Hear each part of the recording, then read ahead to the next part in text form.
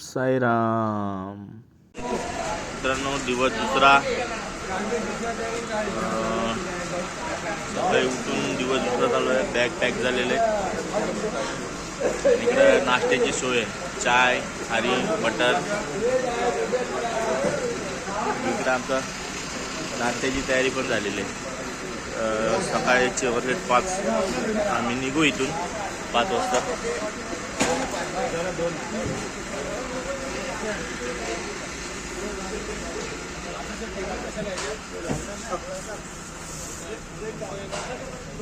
इकडे सर्व आमचे साई बंधू तयार झाले.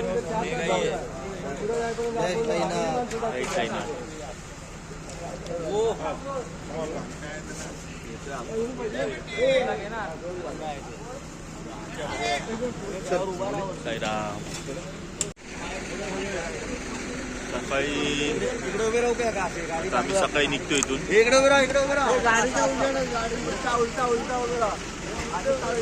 दिवस दुसरा आहे आमचा. साईनाथ महाराज की जय. आता आम्ही दुसरा दिवस चालू आहे. सकाळी वाजले 5 निघालो आता. साईराम. साईराम. आता आमची पालखी निघालेली आहे. तुम्ही बघू शकता. आम्ही निघालो.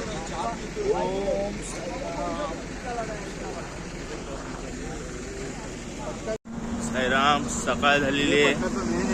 सकाळचे वाजले 7:30. थंड वातावरण आहे. सकाळचा आम्ही चहा घेऊन निघालो. जवळजवळ 2 तास होत आले आणि चालतोय. आता राईट साईडला बघायला तर सूर्यास्त होतो तुमचा. इकडे एक इन्फॉर्मेशन द्यायची होती, माहिती द्यायची होती तुम्हाला, की हा जो पट्टा दिसतोय, हा जो सफेदवाला,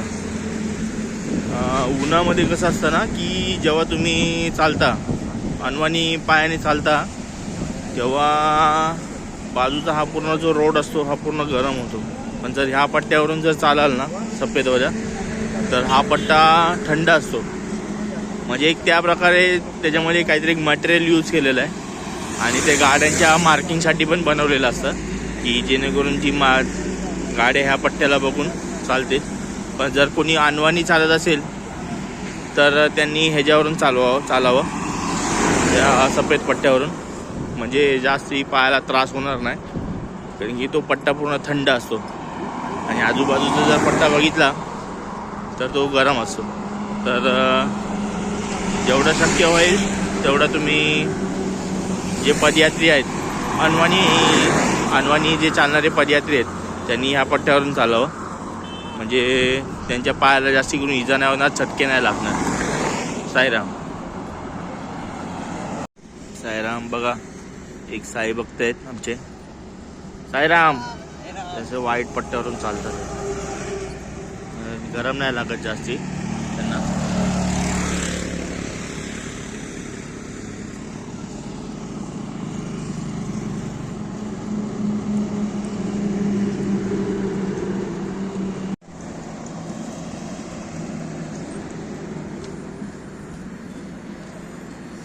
साईराम. सर्व रमत गमत चाललेले साई भक्त.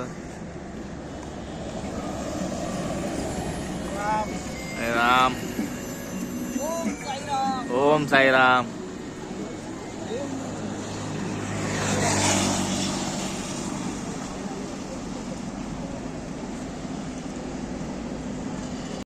साईराम.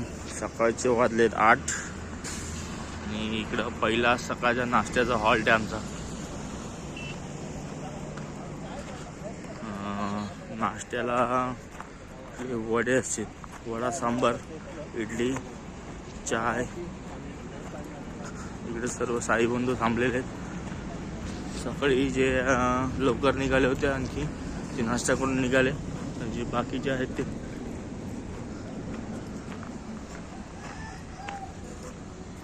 नाश्त्याला आपल्याला इथे वडा सांबारच आहे. वडा आणि सांबार.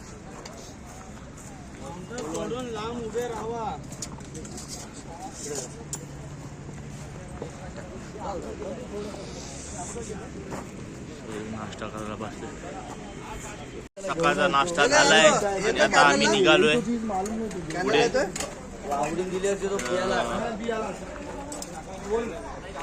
पुढे आता जाणार कॅनलला आंघोळ करायला. आमची तर आंघोळ झाली पण आमची बाकी जी मंडळी आहे त्यांची आंघोळ बाकी आहे. तर आता डायरेक्ट आम्ही भेटू तिथं कॅनलला. कॅनलमध्ये जाऊन आंघोळ करणार.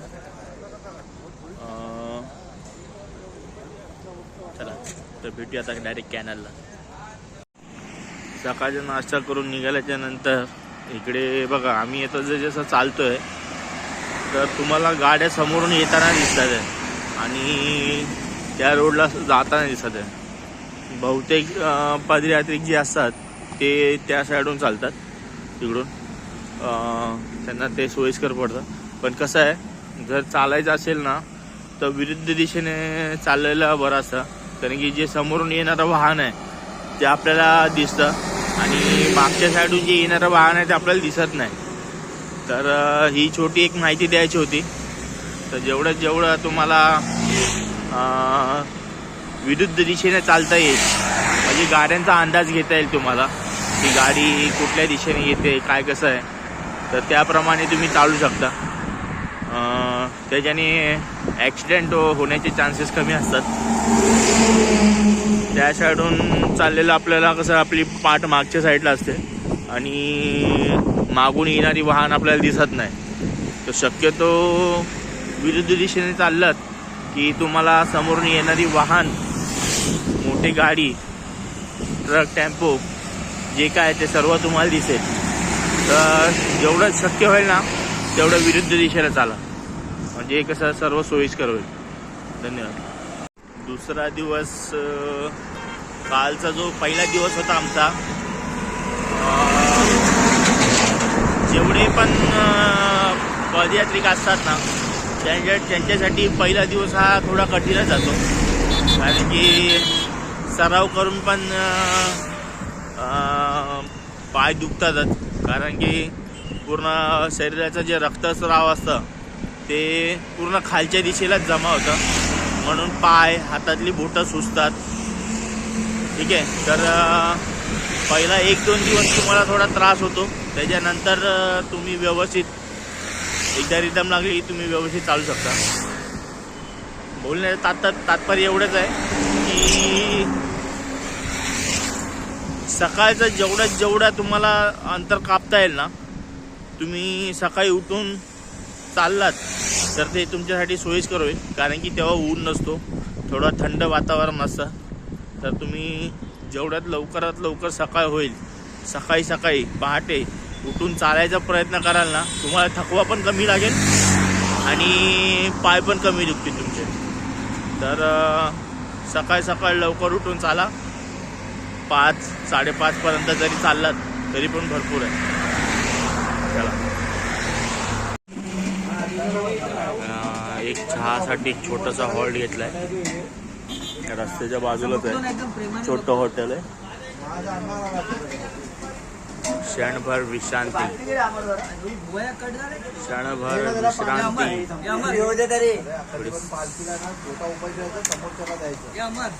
चहा घेऊन मग पुढच्या हॉटेलला आम्ही जाऊ जेवणासाठी.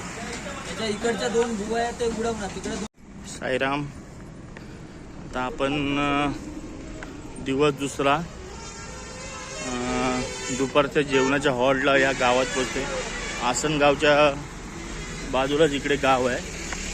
इकडे जेवणाची सोय केलेली आपली. सर्व साई भक्त इकडे आता जेवायला थांबतील. एक अर्ध्या तासाचा सावधान विश्राम घेतील. सॉरी.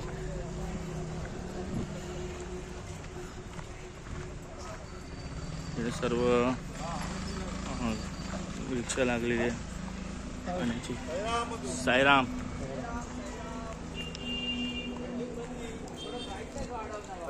साईराम. इकडे आपली पालखी आहे साईबाबांची.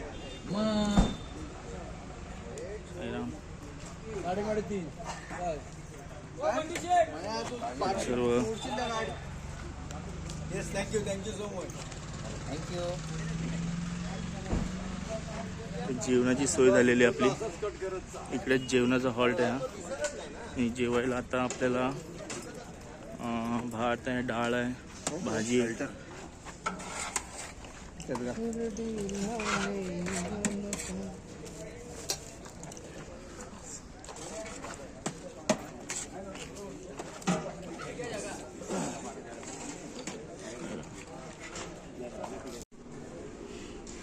काय जेवायला डाळ, भात, कढी, भाजी, पापड आणि एक स्वीट आहे.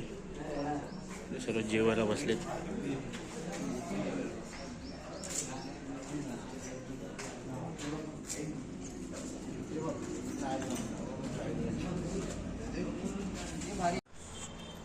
नमस्कार. तर आता मी शहापूरमधून निघालो आहे जेवणाच्या हॉल्टमधून. संध्याकाळी खर्डीच्या दिशेने निघालो. खर्डीच्या हा रस्ता दुपारचे वाजलेत 2 वाजलेत. 2 वाजता निघालो आहे. मागे बघताय ना, तिथं आम्ही थांबलो होतो. एका घराचं कन्स्ट्रक्शनचं काम चालू आहे आणि तिथे थांबलो होतो. ते जेवण वगैरे ठेवलं होतं. तर इथून पुढचा प्रवास चालू. चला भेटू. साईराम. जेवणाच्या हॉल्टवरून निघालो आहे पुढच्या हॉल्टकडे. पुढचा हॉल्ट कुठला आपला? खर्डी. रात्रीचा जेवणाचा स्पॉट आमचा खर्डीच आहे. आताचा जो प्रवास आहे तो भरपूर उन्हातानाचा प्रवास आहे आमचा. आणि तुम्हाला आता मध्ये आहे ना दाखवतो आम्ही. पीर बाबाचा दर्गा लागेल. तिकडे जाऊन आपण पीर बाबांचं दर्शन करणार आहे. त्यानंतर पुढचा वाटचालीला सुरुवात. चला तर मग भेटू पुढं. हॉल्टपासून निघाल्याच्यानंतर थोडं इथं लिंबू पाणीसाठी थांबलेलो आहे. भरपूर लोक थांबले तिथे. पूर्ण लिंबू पाणी आहे. लिंबू पाणी पिऊन पुढचा प्रवास चालू.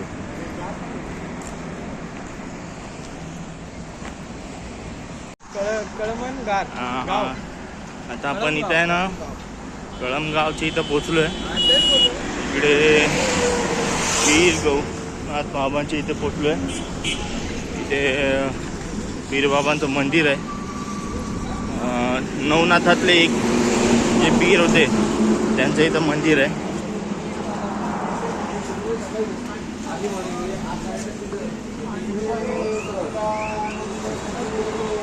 नाथ महाराज की जय. जय. इकडे पीर बाबा आहेत. तर त्यांचं आता दर्शन घेऊन आपण पुढे जाणार.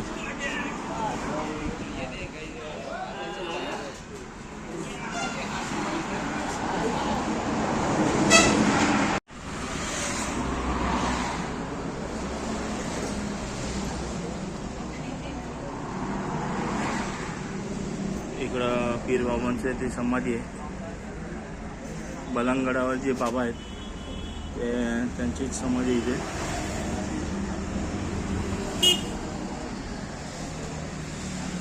विश्रांतीसाठी बसलेले. पीर बाबाचं दर्शन घेतलंय. आता पुढच्या वाटचालीला सुरुवात.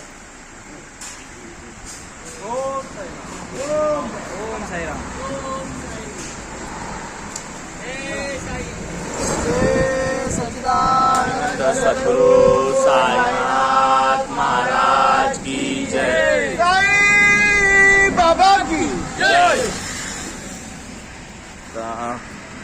पीर बाबांच्या मंदिरातून निघालोय पुढच्या हॉल्टला, जेवणाच्या हॉल्टला. अजून इथून 10 किलोमीटरचं अंतर आहे. साईराम.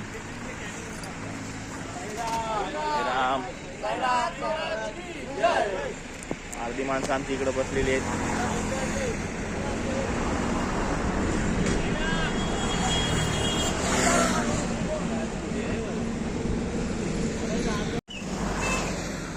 साईराम.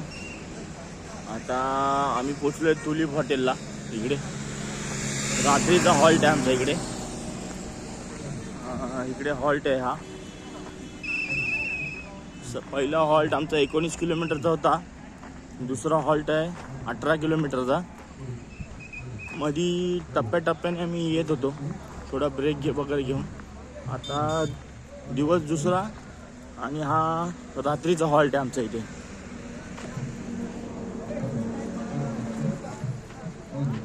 साईराम, दिवस दुसरा, रात्रीचा हॉल्ट आहे टुलिप हॉटेलच्या बाजूलाच. इकडे 2 मंडळ आलेले आहेत. आता इथं जेवायची सोय वगैरे केलेली आहे आणि इथं पालखी पण आली, नाचते जोरात बघा.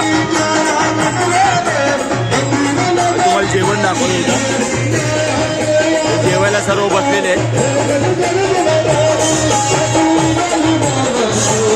रात्रीची झोपायची सोय आहे बाहेर तुम्हाला.